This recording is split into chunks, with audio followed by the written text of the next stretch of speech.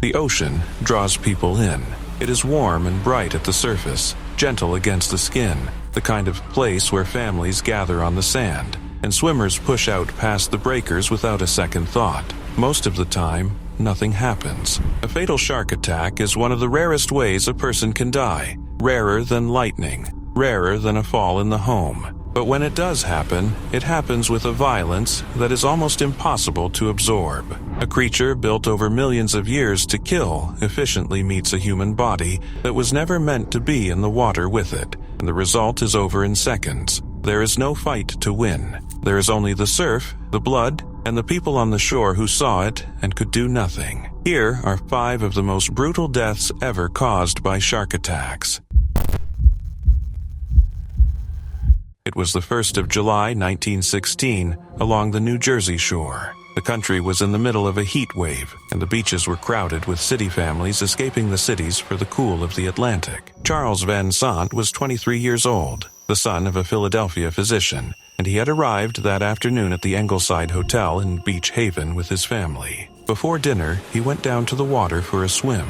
He waded out past the lifelines into the surf, splashing and calling, in good spirits, the way a young man is on the first evening of a holiday. What happened next was witnessed by people standing on the beach in the fading light. Something took hold of Van Sant's leg. He cried out, and at first the people watching thought he was calling to a dog that had followed him into the surf. Then the water around him began to redden. A lifeguard named Alexander Ott swam out to him, along with a bystander, and together they began to drag him back toward the sand. The shark, by several accounts, held on, following them into water shallow enough that its belly scraped the bottom before it finally let go. They carried Van Sant up to the Ingleside Hotel and laid him on a table near the front desk. His left thigh had been stripped of flesh, the femoral artery torn open. There was no way to stop that kind of bleeding in 1916, and there was no time to try. Charles Van Sant died at the hotel that evening, the manager's daughter holding a towel to the wound, his father unable to save him. He is recorded as the first of the victims, though at the time, almost no one believed a shark had done it. Fatal shark attacks on the United States coast were considered something close to a myth. A prominent millionaire had offered a standing reward to anyone who could prove a shark had ever killed a person in those waters, and respected scientists of the day held that a shark's jaws were not strong enough to take off a human leg. 5 days later,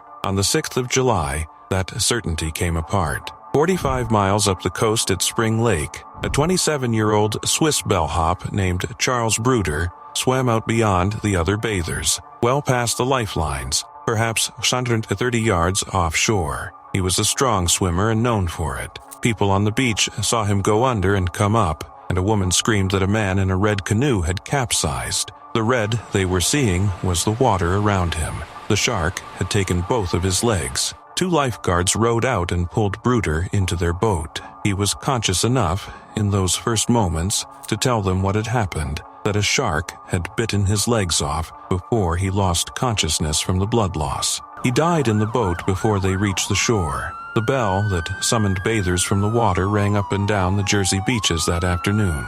The myth was dead. Newspapers carried Bruder's death across the country, and a coastline that had laughed off the first attack now understood that something was hunting its waters. What no one expected was that the worst of it would happen inland. On the 12th of July in the town of Matawan, roughly 11 miles from the open sea, boys were swimming in Matawan Creek, a narrow tidal channel of brackish water. A retired sea captain had come through town that morning warning that he had seen a shark in the creek, and he had been laughed at. Around 2 in the afternoon, a group of boys were in the water at a spot called the Wyckoff Dock. Lester Stillwell, who was 11 years old, was pulled under. The other boys ran into town for help, soaked and screaming that a shark had taken Lester. A 24-year-old local tailor named Watson Stanley Fisher went into the creek to recover the boy's body. He found Stillwell, and as he tried to bring him in, the shark struck him, tearing away most of the flesh from his right thigh.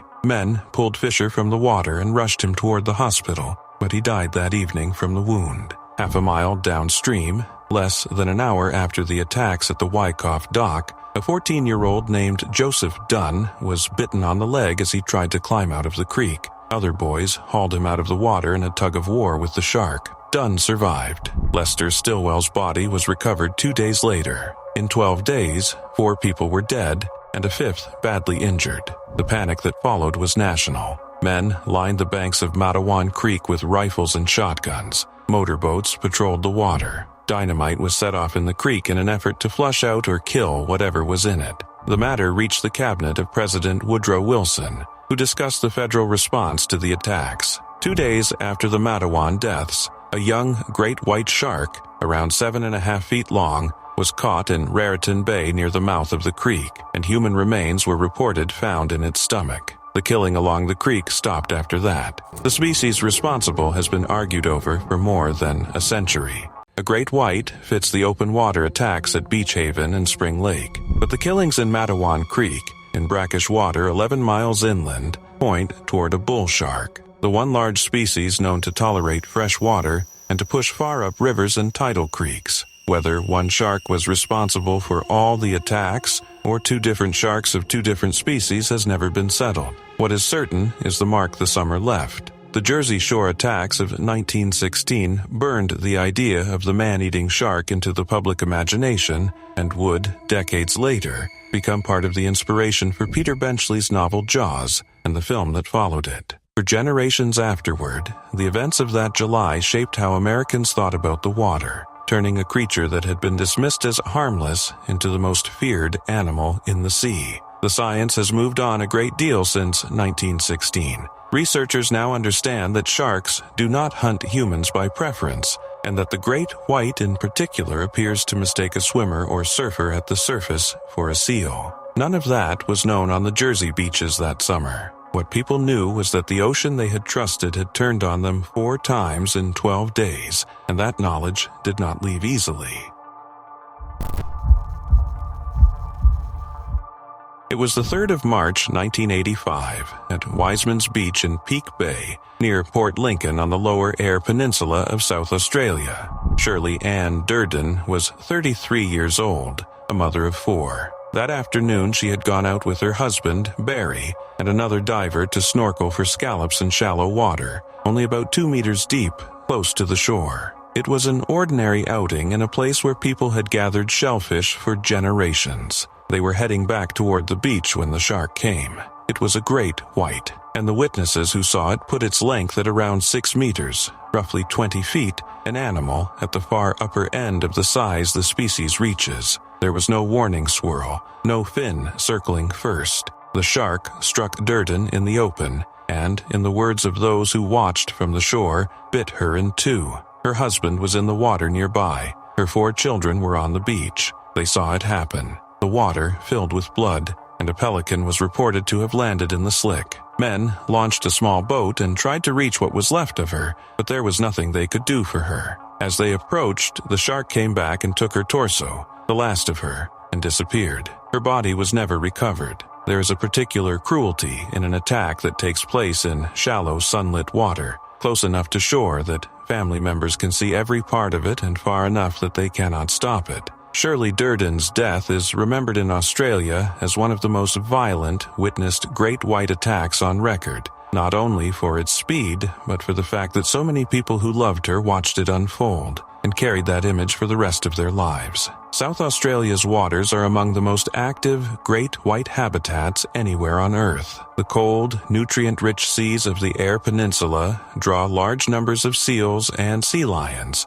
and where the seals gather, the great whites follow. The same coastline that makes the region one of the world's premier spots for diving and abalone work also places people, from time to time, directly into the hunting grounds of the largest predatory fish in the sea. For the family on the beach at Peak Bay, none of that context mattered. A mother had gone into the water for scallops on an ordinary afternoon and had not come back, and they had seen why. The great white is the largest predatory fish alive, capable of reaching lengths well beyond 5 meters and weights of more than a ton. An animal of the size the witnesses described at Peak Bay is rare, even among great whites, and its bite force is among the most powerful ever measured in the natural world. South Australia has recorded more fatal great white attacks than almost anywhere else. a reflection not of unusually aggressive sharks, but of the simple overlap between large resident populations of seals and the people who fish, dive, and swim along the same coast. Durden's death became one of the cases most often cited in that grim regional record, remembered for its severity and for the helplessness of the people who watched it from a few meters away. It was the 4th of June, 2005, in the water off Miller's Point near Simonstown on the Cape Peninsula of South Africa. Henry Murray was 22 years old, a medical student at Stellenbosch University and an experienced spearfisherman who knew these waters well. That day, he was diving with a friend, Piet van Niekerk, a few hundred meters offshore in around 6 meters of water. They had been out for about an hour. The diving was good. Murray had just speared a galjoen, a prized local fish, when the danger arrived. A great white was on them, and they needed to get out of the water now. What followed was not a single strike, but a fight. The shark came at Murray, and he drove it off with his spear gun. It came again, and again he fought it back. Twice he held it off. On the third pass, the great white closed its jaws around him and would not let go. Van Niekerk, fighting for his own life, shot the shark with his spear gun and managed to reach safety. By the time help could be organized, Henry Murray was gone. Boats and divers searched the area, but they recovered only pieces of his equipment: his spear gun, his float, a single flipper, his mask and snorkel, and parts of his weight belt. The shark itself was seen afterwards still carrying some of his gear in its mouth, swimming off Miller's Point. The attack struck hard in the Cape Town community, where the ocean is woven into daily life, and where Murray, young and capable and well-liked, had been exactly the kind of experienced waterman people assumed knew how to stay safe. In the days that followed, the old and bitter argument over what to do about the sharks of the Cape flared again. Some public figures called for a war on the animals, demanding culls of the great whites that patrol the seal colonies of False Bay and the peninsula. The government chose a different path, favoring research, monitoring, and warning systems over the mass killing of a protected species. South Africa had been one of the first countries in the world to give the great white legal protection in 1991, and that protection held even in the face of a death as awful as this one. False Bay, where Murray died, was for years one of the most reliable places on Earth to see great whites hunting, famous for the sight of the animals breaching clean out of the water to take seals near Seal Island. That same abundance is what makes the bay dangerous to the spear fishermen and divers who share it. Henry Murray had understood those risks as well as anyone in the water that day. He had, even in the last moments, done everything right, warning his friend, fighting the animal off, buying the time that let Van Niekerk live. It was not enough to save him. In the years that followed, the Cape would invest heavily in shark spotting programs, with trained observers stationed on the mountainsides above the beaches to watch the water and warn swimmers when a great white moved inshore. An approach built on exactly the choice made after Murray's death, to live alongside the animals rather than to wage war on them. It was the morning of the 9th of February 2015 at Shelley Beach in Ballina, on the far north coast of New South Wales, Australia. Tadashi Nakahara was 41 years old, a Japanese national who had built a life around the ocean. He distributed surfboards for a living, and was a popular, experienced surfer, the kind of regular face other surfers knew and liked. That morning, he was out in the lineup with a number of other riders, waiting for waves in clear conditions. The great white came up from beneath him. Witnesses and investigators later put the animal at 3 to 4 meters. It struck without warning from below, and in that single strike it tore off both of Nakahara's legs. The other surfers in the water did not hesitate. 4 of them paddled to him and dragged him through the water to the sand, fighting to keep him afloat as he bled. On the beach, fellow surfers and then emergency responders worked to stop the bleeding, applying pressure, trying everything that could be tried against an injury that severe.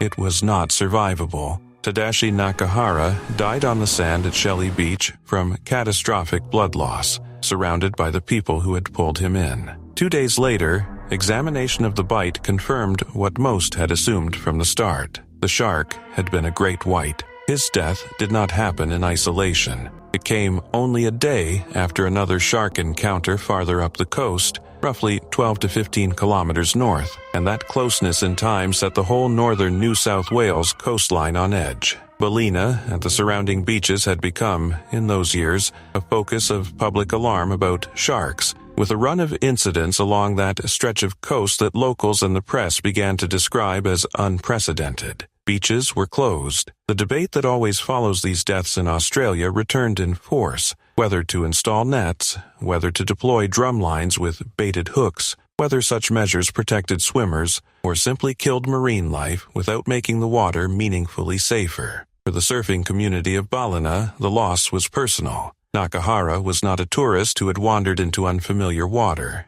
He was one of their own, a man who had chosen that coast and that life. Taken in the lineup, he surfed regularly, in front of friends who tried with everything they had to save him. The conversation about what to do next would go on for years along the north coast. It could not undo the morning at Shelley Beach. It was the afternoon of the 16th of February 2022 at Little Bay Beach, a small cove on the eastern edge of Sydney, New South Wales. Simon Nellist was 35 years old, a British expatriate who had made Australia his home. He was a diving instructor and a former serviceman in the Royal Air Force, an experienced and confident ocean swimmer. He was engaged to be married, and he was training in the water that day for a charity swim he had planned to take part in. Little Bay was a place he knew and swam often. People were on the cliffs above the cove that afternoon, and a man was fishing from the rocks nearby when the shark appeared. Witnesses described a great white of around 3 meters or larger. It struck Nellist in full view of those watching from above, a sight so sudden and so violent that the people who saw it would describe it in the days afterward as the worst thing they had ever witnessed. A fisherman saw it happen. The injuries were catastrophic and immediate. By every account, Simon Nellist was killed almost instantly. Part of the attack was captured on video, footage that authorities urged the public not to share. Emergency services were called at around 4:35 in the afternoon, and they recovered what remained of him from the water. This was Sydney's first fatal shark attack in nearly 60 years. The city had not lost a person to a shark since 1963, through decades in which millions of people had swum off its beaches without such a death. That long absence was part of what made the attack at Little Bay so shocking. Sydney had come to think of fatal shark attacks as something that happened elsewhere, on remote stretches of coast, not in a cove ringed by walking tracks within sight of the suburbs. The International Shark Attack File, which catalogs these incidents worldwide, later listed the attack as provoked. The classification was a technical one, applied because people had been fishing in the area, and the presence of bait and fishing activity meets the file's definition of provocation. The director of the file was careful to stress what that label did not mean. Simon Nellist himself had done nothing to provoke the animal. He was simply swimming, as he had countless times before, and the designation reflected the conditions in the water around him, not any action on his part. Sydney's eastern beaches were closed for an extended period after the attack, while authorities searched for the shark and assessed the risk. The death reopened the long Australian argument over shark mitigation, the nets and drum lines and drone patrols and tagging programs that ring the country's most popular beaches, and whether any of them could have prevented what happened at Little Bay. Nellist, in his life, had been an advocate for the ocean and its animals, and had spoken against the netting of beaches, which complicated the public conversation about how to respond to his death. He had loved the water that took him. Those who knew him asked that he be remembered for that, and not only for the few terrible seconds that ended his life within sight of the city he had chosen as home. The 5 deaths in this account span more than 100 years and 3 continents, from a crowded New Jersey beach in 1916 to a Sydney cove in 2022. They share almost nothing except the water and the animal. The people who died were strong swimmers and nervous waders, children and grown men and women, spearfishermen and surfers, and a mother gathering scallops. The ocean does not distinguish between them. It remains, on nearly every day, exactly as inviting as it looks, and the people who love it understand that the risk, though real, is vanishingly small. These are the rare days when it was not.